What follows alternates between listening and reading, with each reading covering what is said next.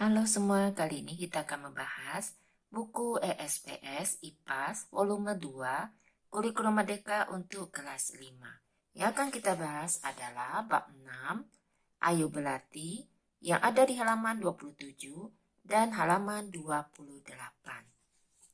Kita mulai membahas dari soal nomor 1. Apa saja jenis sumber daya alam hayati dan non-hayati yang ada pada gambar? Untuk soal pertama,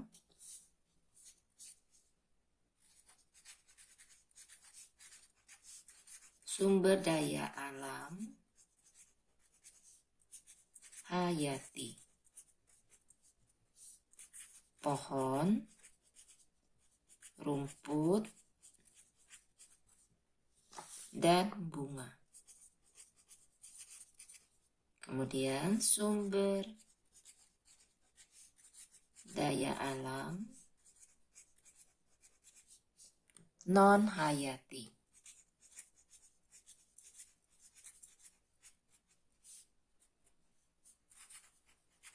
air, tanah, udara,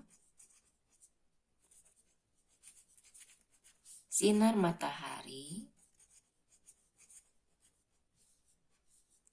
dan batu. Selanjutnya untuk soal nomor 2, jika kamu berada di lingkungan pada gambar, bagaimana caramu menjaga kelestarian lingkungan tersebut? Jelaskan. Soal nomor 2, menjaga kebersihan lingkungan.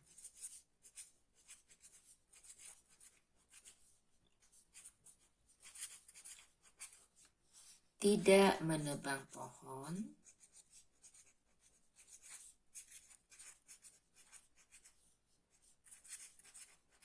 dan tidak memetik bunga.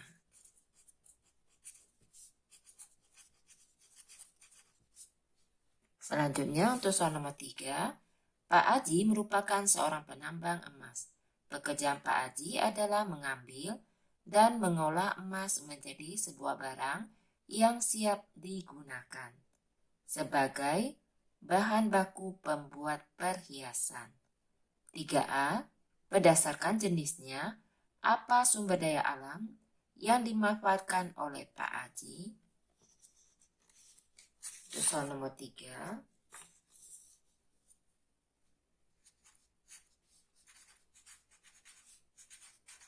Sumber daya alam logam. Yang B, emas merupakan salah satu contoh sumber daya alam energi. Tulislah 3 contoh lain yang termasuk sumber daya alam energi. Untuk 3B, emas bukan merupakan contoh sumber daya alam energi. Emas adalah contoh sumber daya alam logam. Jadi, jika diminta, tulislah 3 contoh lain yang termasuk sumber daya alam energi. Kita tulis contoh sumber daya alam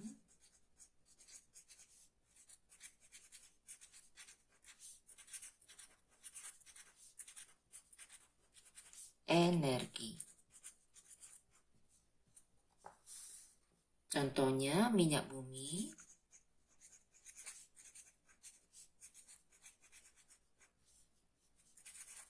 gas alam, dan batu bara. Jika yang ditanya, jika guru kalian merubah emas merupakan salah satu contoh sumber daya alam logam, dan yang diminta adalah 3 contoh lain yang termasuk sumber daya alam logam, maka jawabannya adalah perak, besi, dan timah.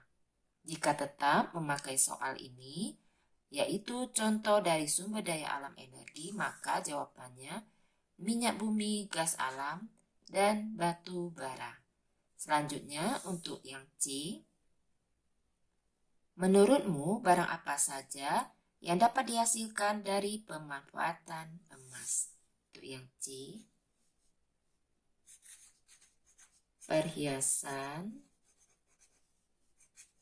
kalung, gelang, dan cincin. Selanjutnya untuk soal nomor 4.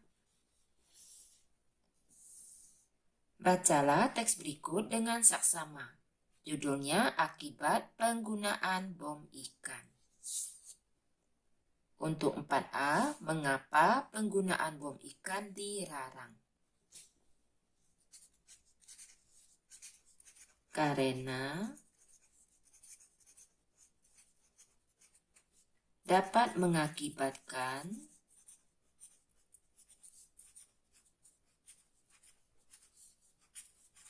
kerusakan terumbu karang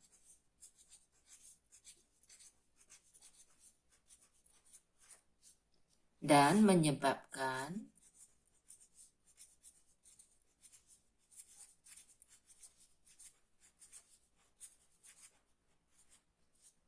benih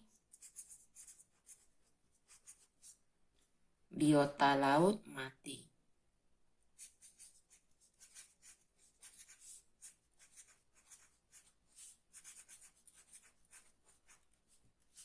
Selanjutnya yang B, apa saja dampak dari penggunaan bom untuk menangkap ikan di laut? B. Kerusakan terumbu karang,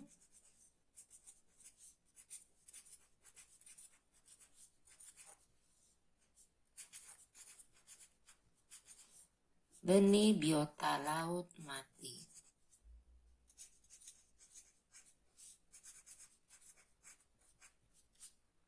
Selanjutnya yang C, apa undang-undang yang berisi larangan penggunaan bom ikan? Untuk yang C, Undang-Undang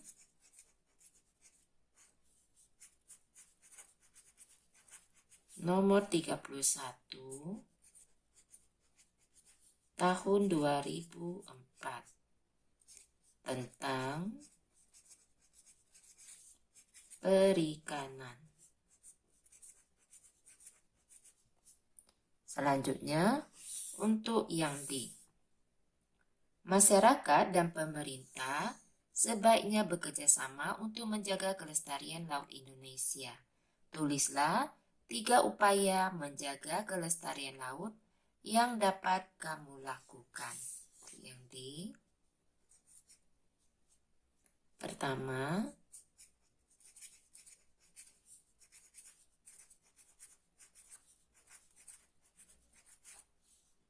tidak membuang sampah ke laut.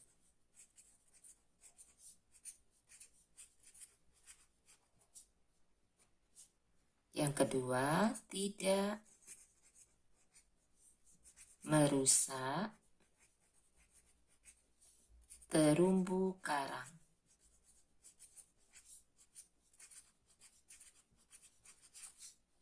Yang ketiga, tidak menangkap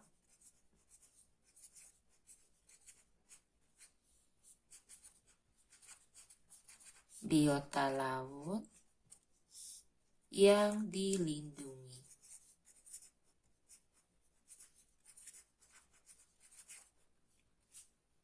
Selanjutnya untuk soal nomor 5. Perhatikan gambar berikut. Tulislah kegiatan masyarakat yang menyebabkan dampak-dampak lingkungan berikut dan upaya perbaikan yang dapat dilakukan.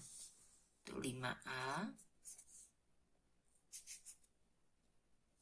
yang gambar A, disebabkan oleh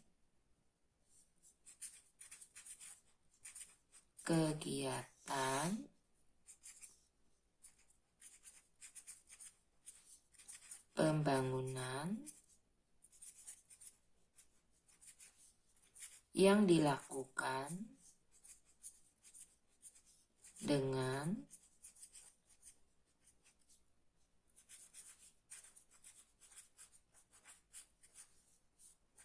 menutup daerah resapan air.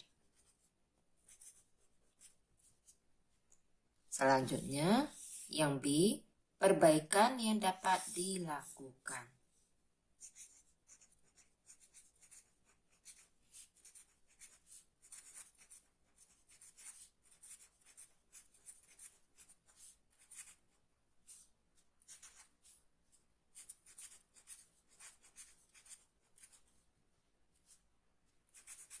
Membuat sumur resapan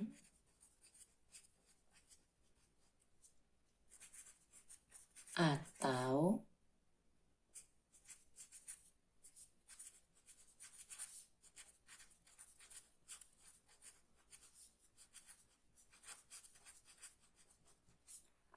lubang resapan biopori.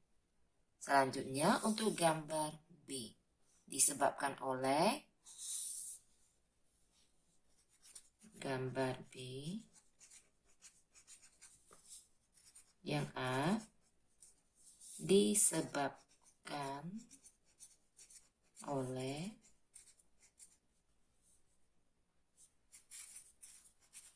penebangan hutan secara liar.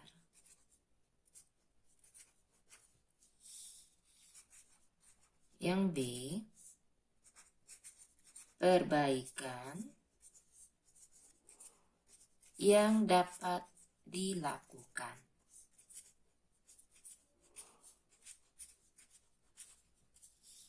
Mengadakan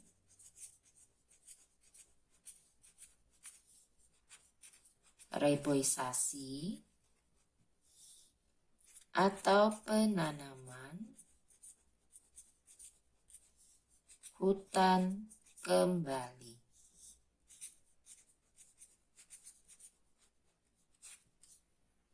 Demikianlah pembahasan kali ini. Semoga dapat dipahami. Untuk memudahkan pencarian video-video yang kalian inginkan, dapat dicek di daftar playlistnya. Terima kasih.